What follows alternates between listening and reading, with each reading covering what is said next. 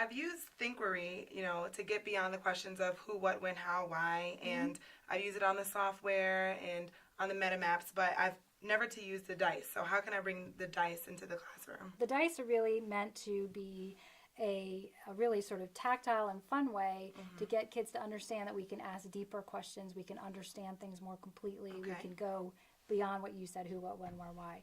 So what you do is, you can say, pick something you're teaching, take one of these. You'll notice that these are color coded. Yeah. So red is going to be distinctions. Okay. Yellow. Viewpoint, I see. So perspectives. And the green one. Systems. So we're looking at parts. Yep. And so that leaves this one is relationships. Right. So, for example, you're teaching the Civil War, and maybe you want kids to play with perspectives. So you're going to pick up the yellow one, and you're going to say, "Okay, kids, let's play a game. Let's think about the Civil War in a lot of different ways." And hand them the diary. You do it, and then what's the question that pops up? Can you think of blank from multiple perspectives? So I would say, can you think of the Civil War from multiple perspectives? Right. And so a kid would say, yeah, how about let's talk about the northern perspective on the Civil War. And then you could actually take a minute and build a model of the perspective from the north of the Civil War. And then maybe another child will say, oh, but what about the southern perspective? Right.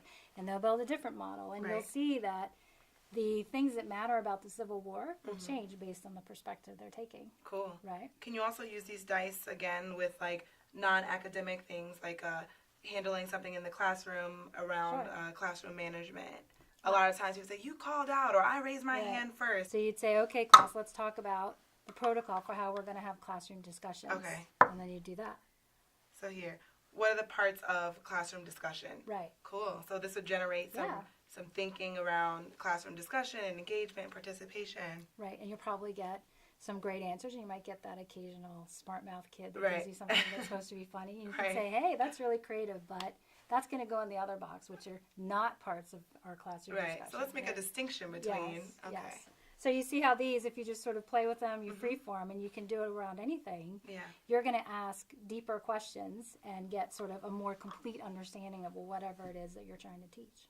Cool. And kids love to touch them, move them, play with them. They don't really realize always that it's, learning. They're actually just engaging with these questions and telling you more and deeper answers for what you're asking.